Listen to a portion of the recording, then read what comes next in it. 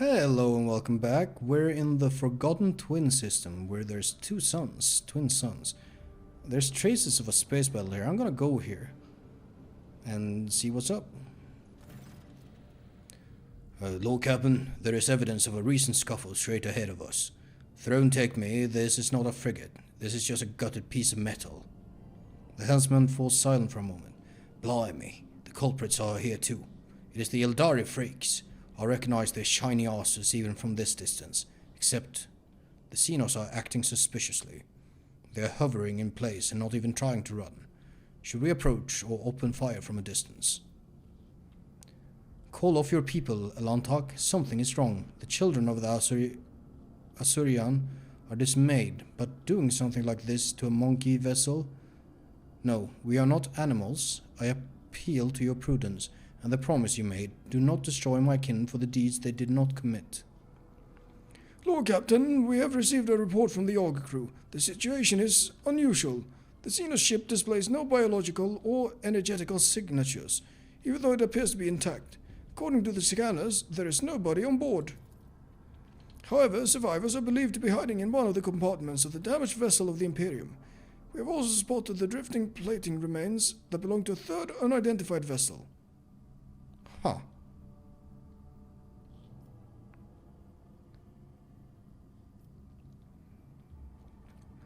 Dispatch a rescue team if there are any survivors at the frigate.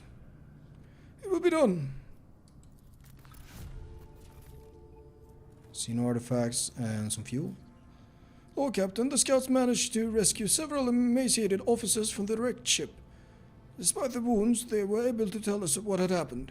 During a patrol, the frigate discovered an Eldari ship crossing the system and decided to immediately attack the enemies of humanity. The Xenos vessel proved too fast and skittish, but at one point its engines failed, giving the frigate a chance to attack. When the guns were aimed, several Drukhari ships suddenly pounced from the darkness. At first they attacked from a distance, but soon boarded the frigate and wreaked a bloody massacre on the decks. It is only by sheer miracle that the surviving officers managed to escape. Locking themselves up in a hidden technical compartment the Xenos had no use for. The survivors claim that the Xenos conspired and deliberately led the ship into a trap where it met its doom. The Xenos joined forces to eliminate a vessel of the Imperium. An alliance between the Eldar and the Drukhari is an unusual sight, and yet such an outcome is hardly surprising. Why, Master Interrogator? I was thinking the exact same thing. At last, you and I can finally agree on something. How blind are the Monkai to the vices of their own kind. Humans attack a ship of the children of Asurian sailing peacefully by, but it is my kinspeople who are to blame. Iliette is beside herself with contempt and rage. No, my kind would not butcher the Dark Ones of their own volition and then abandon their ship. Something else happened here, something I am afraid to even consider.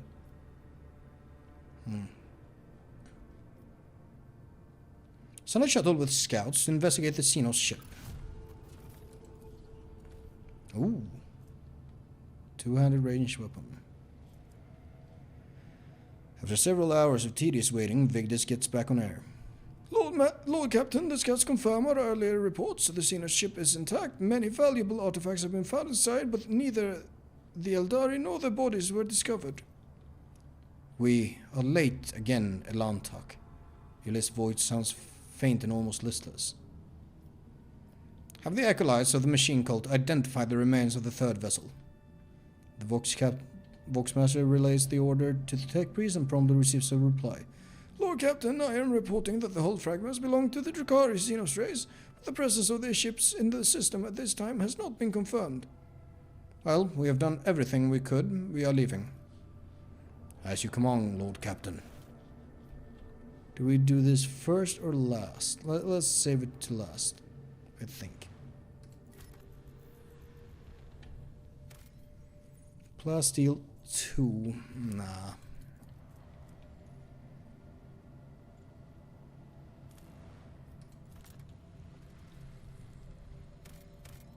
Nothing. From what's the point? Looking at the celestial body, I'm beginning to think that all such entities are alike.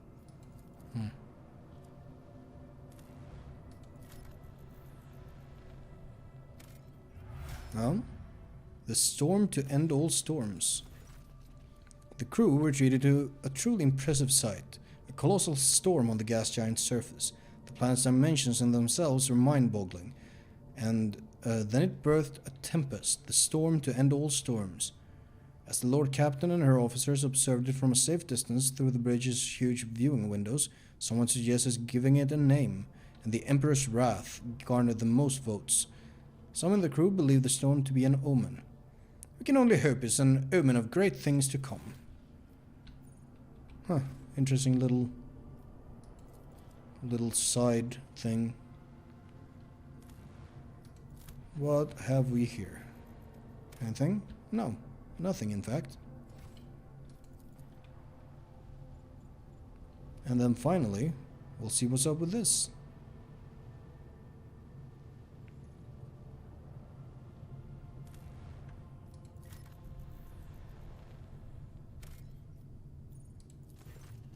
The cogitator screen highlights the shapes of several buildings. This small settlement, the only one on the planet, is a winter-scale dynasty outpost. Let's visit the outpost. After a lengthy descent to the planet, you are rewarded with a dismal sight. The entire outpost consists of long columns of uniform bunkhouses, machine hangars, and large headquarters topped with a massive antenna of an ancient voxcaster. The binary suns hanging in the sky make every object cast two shadows. I don't know if binary suns are for... I don't know if this even is how anything works. Whatever, it's fine. A spectacle you find vaguely disturbing. The custodian and his people go out of their way to give the esteemed guest a proper reception, but the resources are scarce at best. I'm gonna talk to the custodian. They share alarming news. The outpost is highly dependent on various deliveries from the core winter-scale worlds, but 2 ships have already failed to arrive on schedule. The locals do not have an astropath of their own, so the custodian cannot determine the cause of the delays or request aid. The outpost will soon run out of food at this raid, so the custodian sends an urgent request for provisions. He's begging you for help, offering what little this settlement has in exchange. I'll supply with the provisions it needs. Oh, okay. Custodian showers you with gratitude and hurries to send gifts in return. The formerly grim and worried faces of the men light up with relief.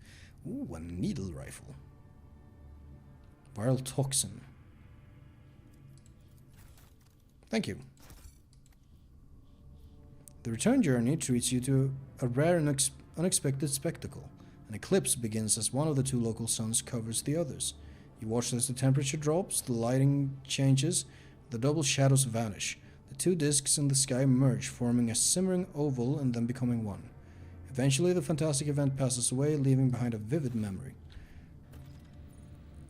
Can I visit again? Glory to the rogue trader. Okay. Very well. I'm gonna... Okay. So Foulstone is... Okay, and Janus is almost done. Now, what else can we do? Increase our profit factor. Requisitioning. Contract available. That might be fun.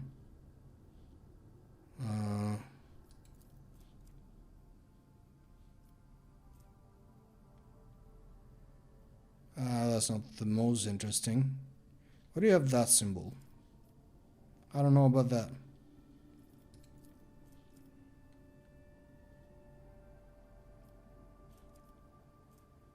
Yeah? I see no reason not to go for this. Then Janus cannot yet tackle any of that, but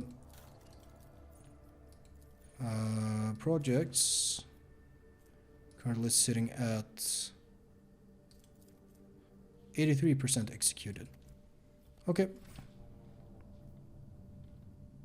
Yeah, seems good. I'll make... Oh, we've leveled up.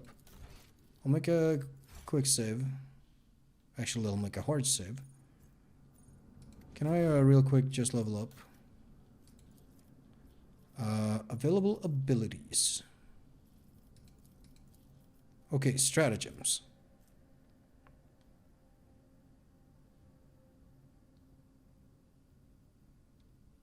Covering against anyone.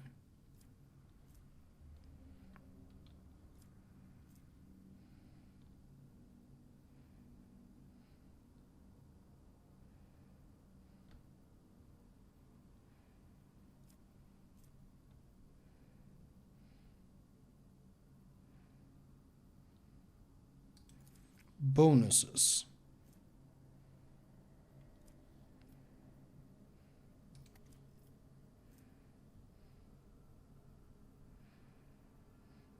Better cover.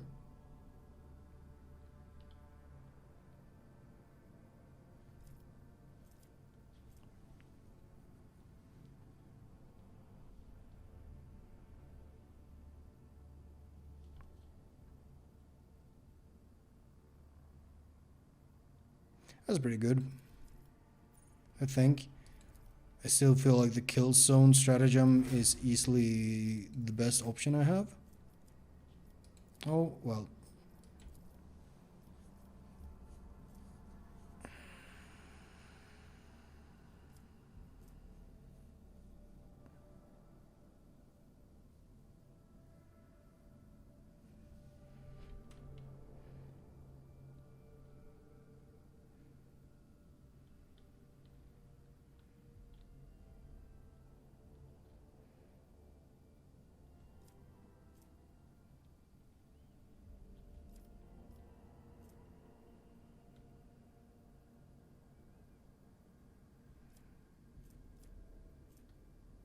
And I so don't understand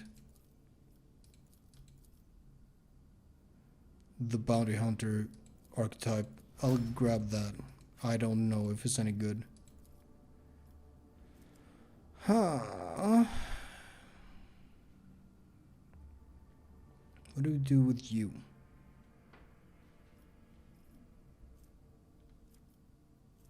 Awareness.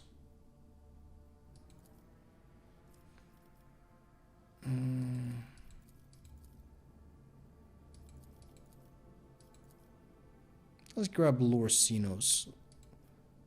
Let's have a Xenos expert at Xenos.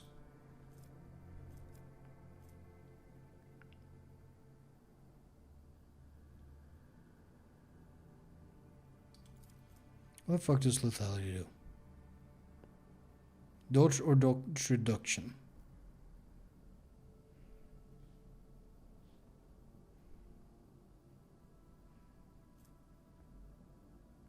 That's pretty cool. How many AP? 1 AP.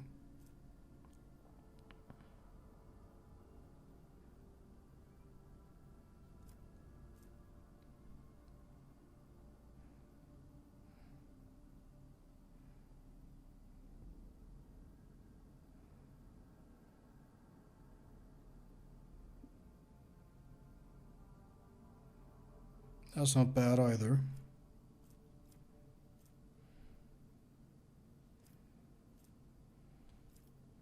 Let's do this.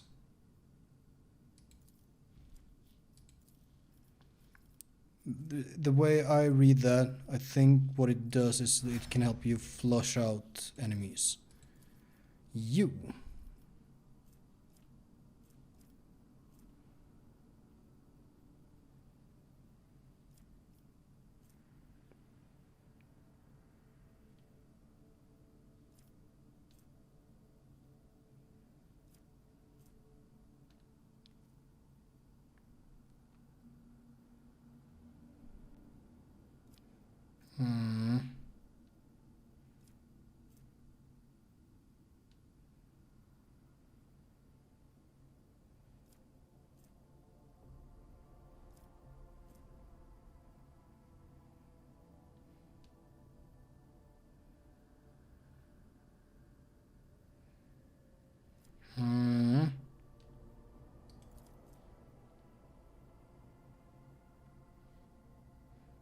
How do I give someone the unfinished business effect? I don't fucking know, dude. But that's pretty good. I think. Momentum is really good for fights that are not super long.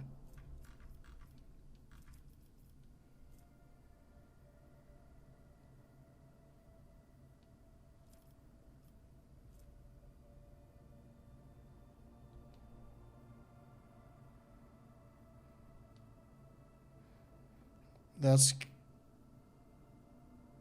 kind of good, actually. You know what? That's actually. What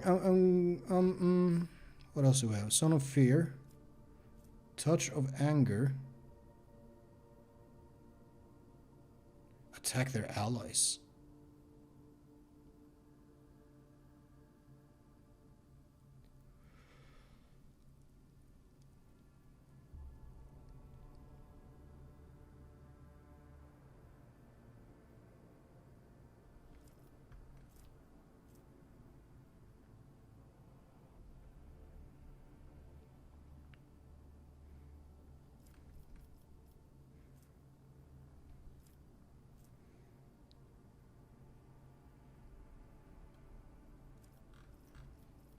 You know, I think this can be fun.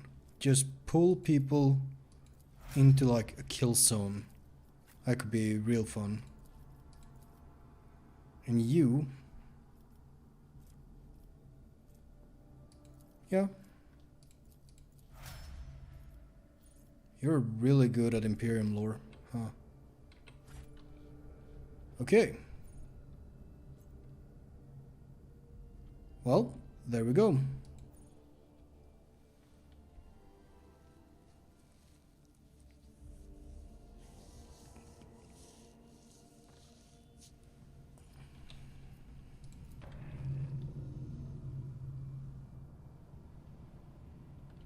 No paths. How do I get to these?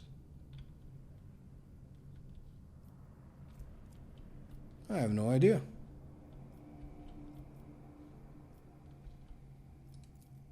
Oh well, I'm gonna travel here. British is throwing with the sound of it. Endless officer reports. Flame among the usual servants bustling to and fro. The old captain notices a flash of flame red hair. Is that a problem?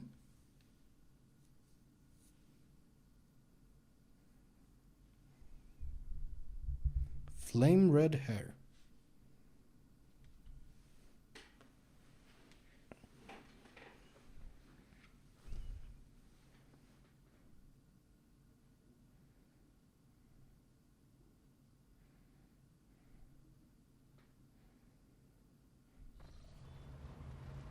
Oh, flame red.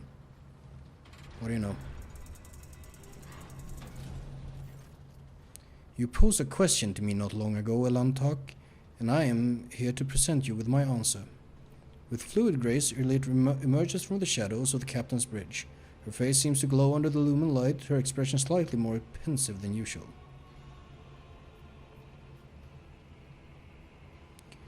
You have my complete attention. Then listen closely to my answer, Elantok. You may struggle to comprehend what is to be said, being accustomed to reveling in your own might and skewing the world to suit yourself. Pitch your understanding not towards my words, but the sense that lies hidden in the shade of their sounds. Erlit half closes her eyes, her words unfurling slowly and melodically.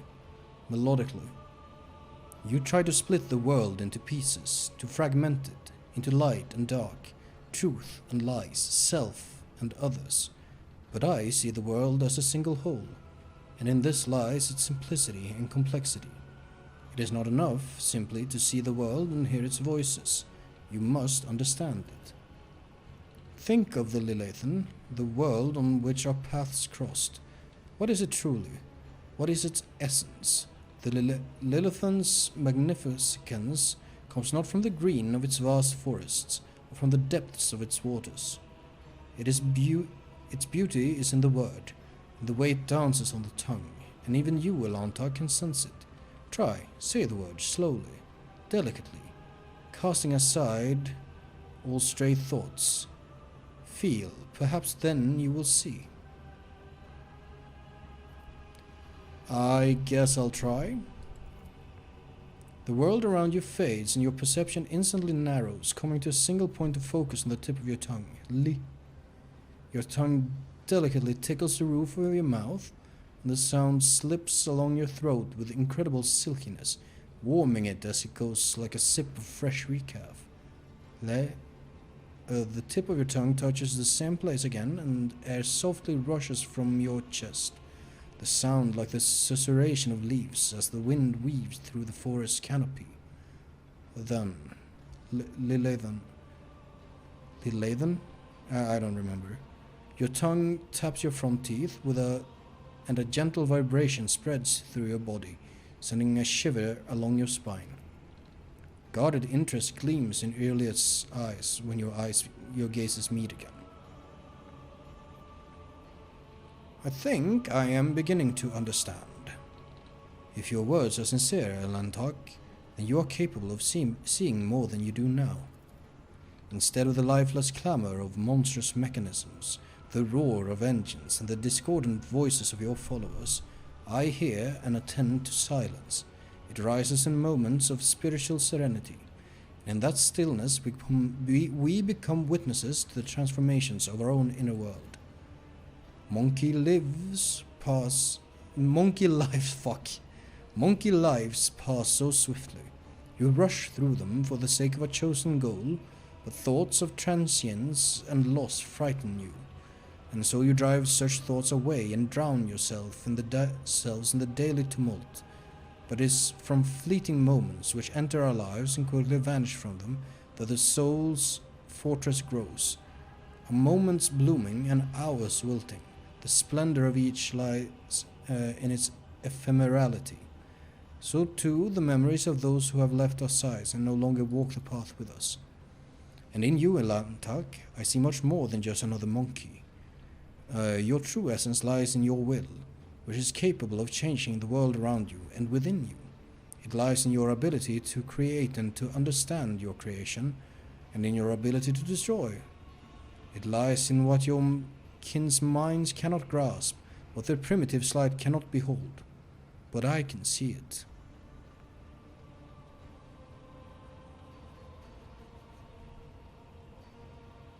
I kind of feeling this. She says a lot of things. Is very Eldar, and I'm not. Whatever. I never expected to hear you say such things in reference to me.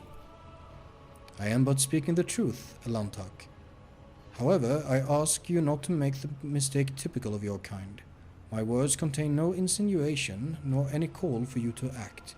Your soul shines brightly in this world. I see you, and this will never change. That is all. Thank you for telling me how you see the world. And what do you make of it, Elantak? How differently do you see the world?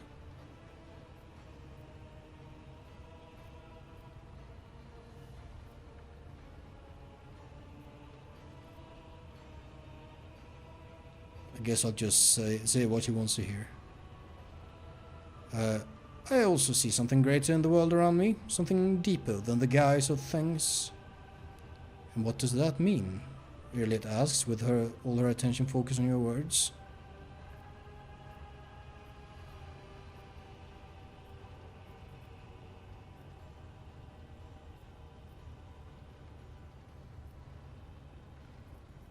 Well, this is basically how I am playing the character. I see the suffering of those around me, and it compels me to act. If you speak of our soul's ability to overcome hardship, then the experience of suffering does indeed become a symbol of our abiding strength and inner growth, and it gives hope that we can overcome life's trials. She's starting to sound like Nyx.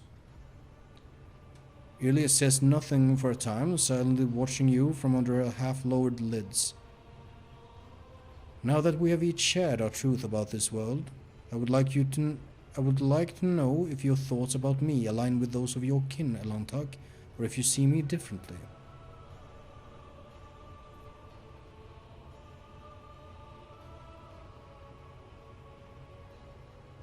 I like that.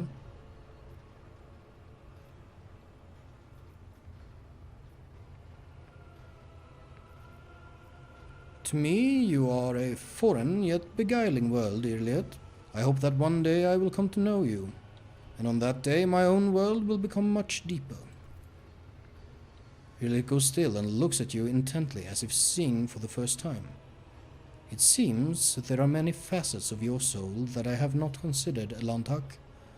Interesting. I accept your answer, and thank you for speaking with me. This is the first conversation on board this vessel that has truly brought serenity and joy to my soul. Hell yeah. Can you romance the Eldar?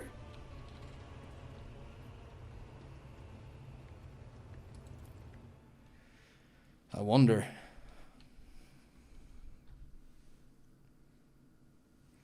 Can I truly be Captain Kirk, as I wish to be? Oh. Nameless star.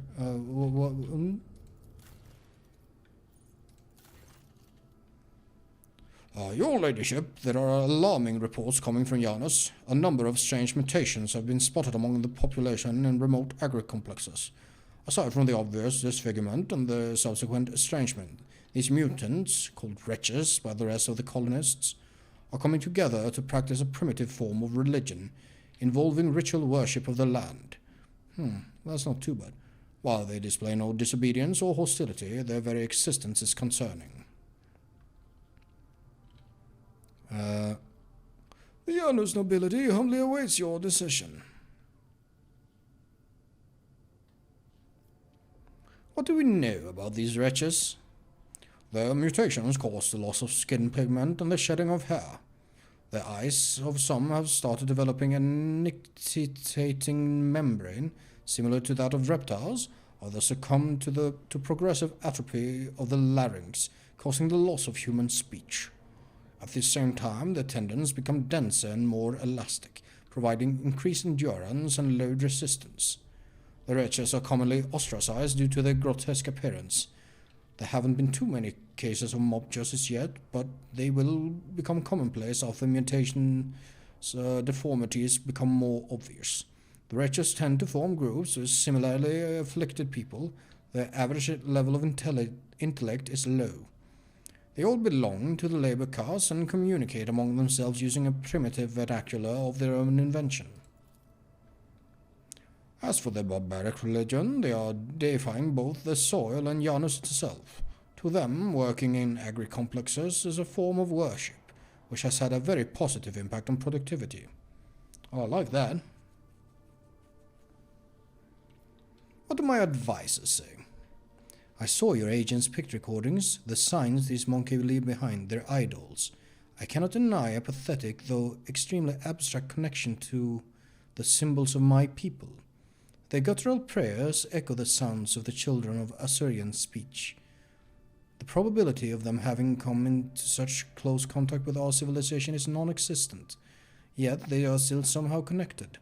Protect these people, resettle them to decent abodes where they will not be harmed for their peculiarities, and keep watch. Someday the truth may be revealed. The blessed sanction of the Imperium does not grace these mutants, but nor does it declare their existence anathema. Should we sentence them without further study? There are mutants whose existence is fully sanctioned, such as Ogrins, Rattlings, Pariahs, Pelagers, Felinids, and or Throats. They fucking talk about Felinids, Jesus Christ. Our library had many treatises on the Genitor's craft, and I could impart some of that knowledge to your servants, purely theoretical, of course. This mutation has not been properly studied and is missing from the catalogue. I am not registering a basis for delaying the commencement of immediate genetic purification. I recommend launching a thorough investigation into the genetic makeup of this forbidden strain.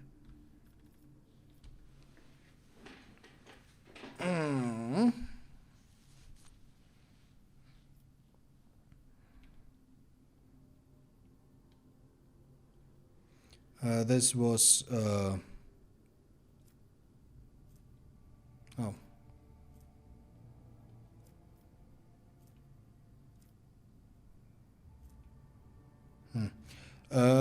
This was Urliet's suggestion, right? Resettle the wretches into separate agri-complexes where the crowds will not tear them apart. We will study them. I feel these monkey have been touched by something wondrous. The mutants were resettled to distant agri-complexes where their unorthodox appearance will not put them in danger of being massacred by the serfs. The mutants were put under surveillance. One of the watchmen spotted a mysterious relic in the hands of a group of wretches that turned out to be an item of Xeno origin. It is unlikely the mutants understood the nature of the object they worshipped. First we get this gun. It's quite a good gun. It's a Drukhari gun. And I don't believe I have the ability to shoot one. Not yet, at least. Profit factor, Xenotech, provisions, complacency. What about the this? Lore Xenos. All skills.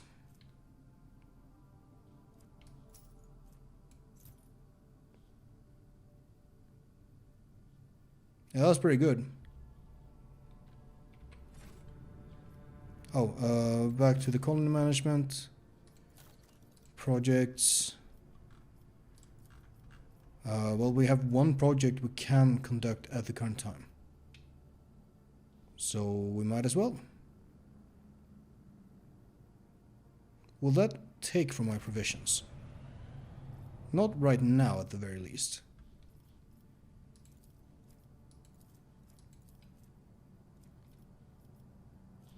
Chemicals 3, okay.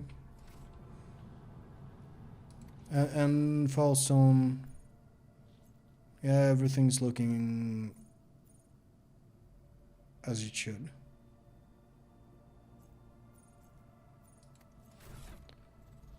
And this gun, you can use it. You have Drukhari weapon proficiency? That's crazy. Well, looks like quite a step up from your last gun. Look at that shit. Horrible. Great. Okay, where do we go? I think we go back to Langren's belt.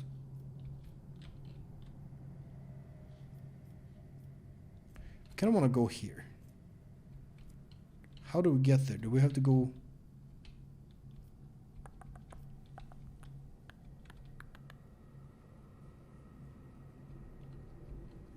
Well, however, whatever we want to do, we gotta go here first. Nah. Road trader has been contacted by high rank. Can't you... I don't know why it doesn't like people. The Stratum official.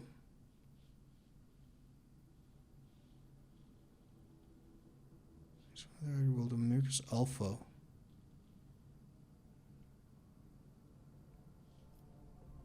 I don't know. People. I feel like I have more provisions than I have people. So I could go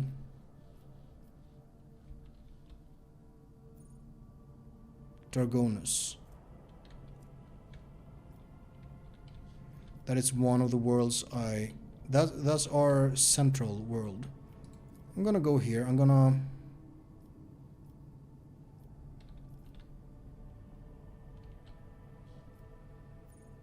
that's Janus.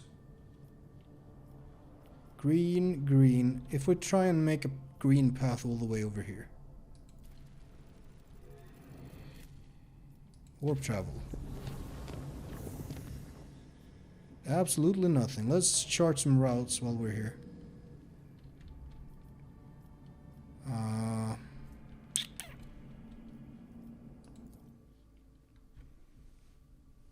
start off by checking the system.